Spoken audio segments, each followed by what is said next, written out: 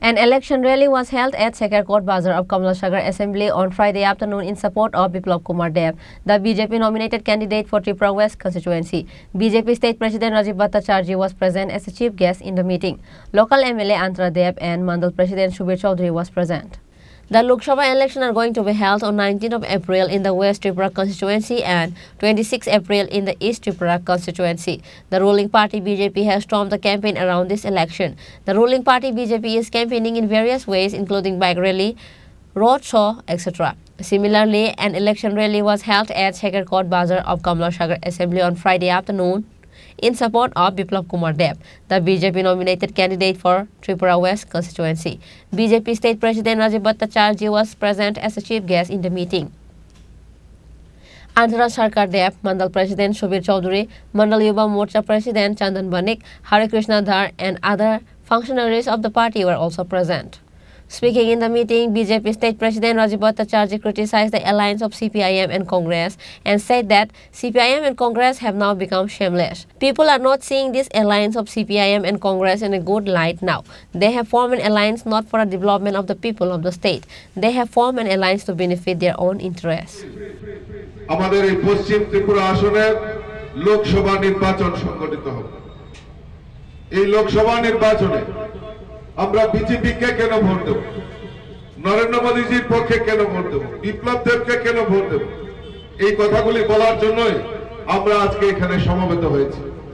আমার পূর্বে দুজন বক্তা অভিজিৎ দেব এবং আমাদের অন্তরা দেব সরকার মহোদয়া আপনাদের সামনে বিস্তারিত তুলে ধরেছে।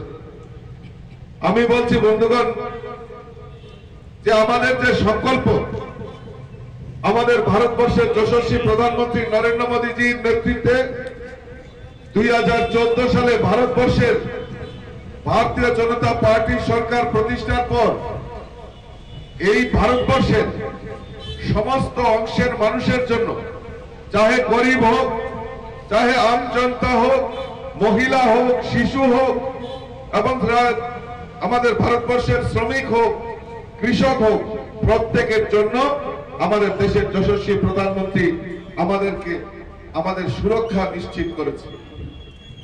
তৎসঙ্গে এই ত্রিপুরা রাজ্যে 2014 সাল থেকে এই ত্রিপুরা রাজ্যের উন্নয়নকে ত্বরান্বিত করার জন্য আমাদের দেশের যশস্বী প্রধানমন্ত্রী নরেন্দ্র মোদীজি আমাদেরকে সহায়তা করে আসছে।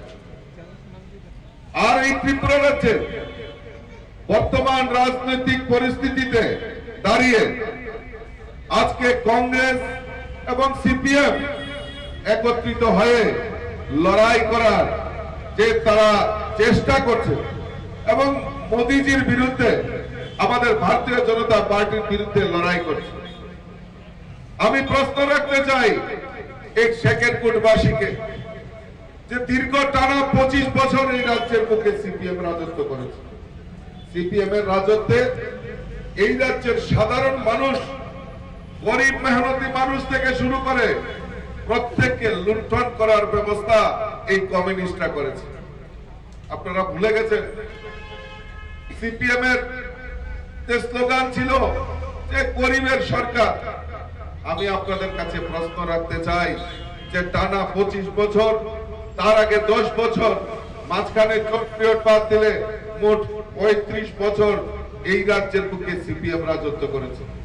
Ruling party supporters participated with enthusiasm on this day's meeting held at Sekarkot Kamlanagar Assembly. Bureau Report, Chini Khorang.